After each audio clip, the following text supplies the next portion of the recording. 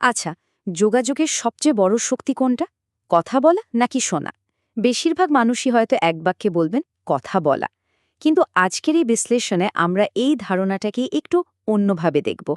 আমরা জানব কিভাবে ভালোভাবে শোনাটা শুধু একটা সাধারণ কাজ নয়, বরং এটা একটা অসাধারণ ক্ষমতা, যা আমাদের সম্পর্ক, কাজ, এমনকি নিজের সাথে নিজের বোঝাপড়াকেও পুরোপুরি বদলে দিতে পারে। এই কথাটা তো আমাদের সবারই খুব পরিচিত, তাই না? আমরা প্রায়ই দেখি কোনো মিটিংয়ে বা আড্ডায় যিনি সবচেয়ে বেশি কথা বলেন, সবচেয়ে জোর দিয়ে নিজের মতটা প্রকাশ করেন, তাকেই নেতা বা খুব প্রভাবশালী একজন বলে মনে করা হয়। আমাদের মনে যেন গেঁথে গেছে যে বেশি কথা বলাই হলো সাফল্যের প্রতীক। কিন্তু একটু ভাবার বিষয় আছে। এই যে একটা প্রচলিত বিশ্বাস, এটা কি আসলেই সত্যি, নাকি এর পেছনে অন্য কোনো বাস্তবতা লুকিয়ে আছে? প্রভাবশালী হওয়া মানে কি কেবল একটানা কথা বলে যাওয়া? দেখুন, আসল সত্যিটা হলো একতরফা কথা বলে যাওয়া ভালো কমিউনিকেশনের পরিচয় নয়, বরং এটা একটা দুর্বলতা। কমিউনিকেশনকে না একটা টেনিস খেলার সাথে তুলনা করা যায়, যেখানে বলটা দুই দিক থেকেই চালাচালি হয়। শুধু একদিক থেকে সার্ভিস করে গেলে তো আর খেলাটা জমে না, তাই না? উল্টো দিক থেকে যে বলটা আসছে সেটাও তো ধরতে হবে। ঠিক সেভাবেই অন্যের কথা গ্রহণ না করে শুধু নিজের কথা বলে গেলে সেই যোগাযোগটা সবসময় অসম্পূর্ণ থেকে যায়। আর এখান থেকেই আমাদের আলোচনার গভীরে যেতে হবে। আচ্ছা, কখনো কি ভেবে দেখা হয়েছে যে আমরা কি সত্যি শুনি নাকি কেবল শ্রবণ করি?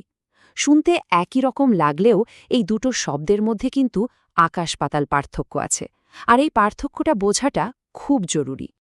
এই স্লাইডটা বিষয়টাকে আরও পরিষ্কার করে দিচ্ছে। দেখুন, শ্রবণ বা হিয়ারিং একটা স্বয়ংক্রিয় শারীরিক প্রক্রিয়া। আমাদের চারপাশে শব্দ হচ্ছে আর তা আমাদের কানে আসছে, এটাই শ্রবণ। যেমন ধরুন, রাস্তায় গাড়ির হর্ন বা চারপাশের কোলাহল, এগুলো আমরা এমনিতেই শুনি, এর জন্য কোনো চেষ্টার দরকার হয় না। কিন্তু শোনা বা লিসেনিং হলো একটা সম্পূর্ণ সচেতন আর সক্রিয় কাজ। এর জন্য মনোযোগ, ইচ্ছা এবং চেষ্টা, এই তিনটেই লাগে। বন্ধুর সমস্যার কথা মন দিয়ে বোঝাটা হলো শোনা। ভালোভাবে শোনার একটা নির্দিষ্ট প্রক্রিয়া আছে, যেটাকে বলা হয় RIRR মডেল। নামটা হয়তো একটু কঠিন লাগছে, কিন্তু বিষয়টা খুব সহজ। ধরুন, একজন বন্ধু তার সমস্যার কথা বলছে। প্রথমে তার কথাগুলো মনোযোগ দিয়ে কানে এলো, মানে গ্রহণ করা হলো। তারপর তার দুঃখের কারণটা বোঝা গেল, মানে ব্যাখ্যা করা হলো।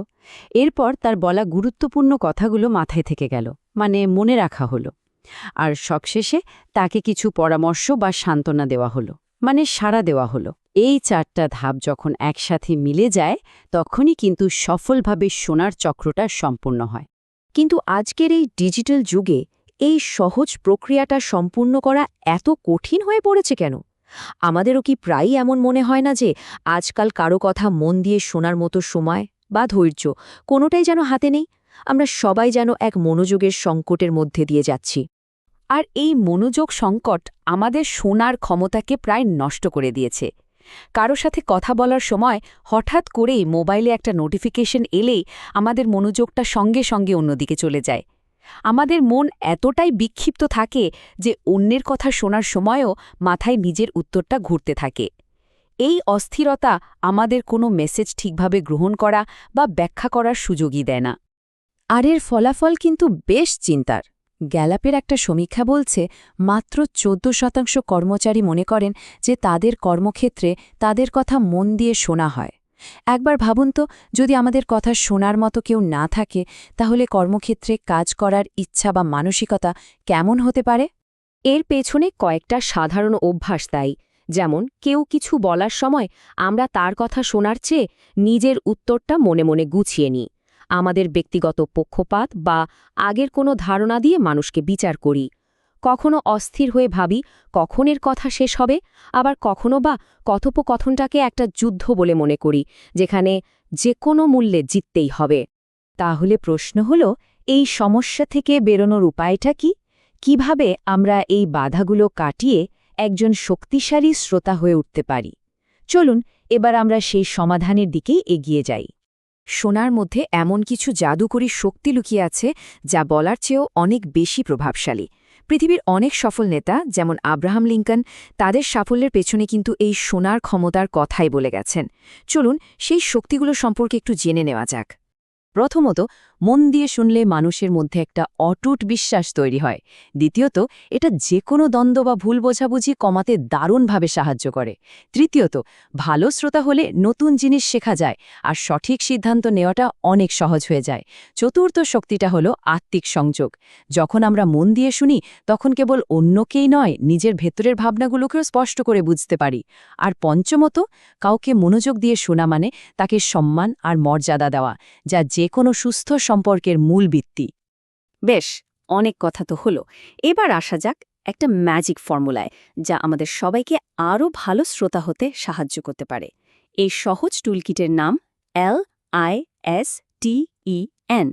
এটা একটা অ্যাক্রোনিম, যার প্রতিটি অক্ষরের মধ্যে একটা করে কার্যকর পদক্ষেপ লুকিয়ে আছে। চলুন তাহলে এক এক করে ভেঙে দেখি। এল দিয়ে হচ্ছে লুক, মানে যিনি কথা বলছেন তার চোখের দিকে তাকানো, তার বডি ল্যাঙ্গুয়েজ খেয়াল করা। এরপর আই দিয়ে ইনকোয়ার, মানে আরও জানার জন্য প্রশ্ন করা, যেমন এই ব্যাপারটা আরেকটু বুঝিয়ে বলা যাবে, এভাবে বিষয়টাকে পরিষ্কার করে নেওয়ার। এস দিয়ে সামারাইজ, মানে তাহলে মূল কথাটা হলো এই যে এভাবে তার কথাগুলো নিজের মতো করে সংক্ষেপে বলে কনফার্ম করা। এরপর টি টলারেট, কথার মাঝে যে একটু নীরবতা আসে সেটাকে ভয় না পাওয়া। ই হলো এম্প্যাথাইজ, মানে তার জায়গায় নিজেকে বসিয়ে তার অনুভূতিটা বোঝার চেষ্টা করা। আর সবশেষে এন নন জাজমেন্টাল, মানে কোনো রকম বিচার বিশ্লেষণ না করে একদম খোলা মন নিয়ে কথাগুলো শোনা। তাহলে সার কথাটা এটাই, যোগাযোগের ক্ষেত্রে আমাদের অগ্রাধিকারটা একটু বদলাতে হবে। নিজের কথা প্রকাশ করার আগে অন্যের কথা গ্রহণ করার উপর জোর দিতে হবে, কারণ প্রকৃত শক্তি কিন্তু বলার মধ্যে নয়, শোনার মধ্যেই লুকিয়ে আছে। আসুন আমরা সবাই আজ থেকে একটু বেশি শোনার চেষ্টা করি এবং আমাদের চারপাশের সম্পর্কগুলোকে আরও সুন্দর করে তুলি। ভাবুন তো, পৃথিবীটা কতটা বদলে যেতে পারে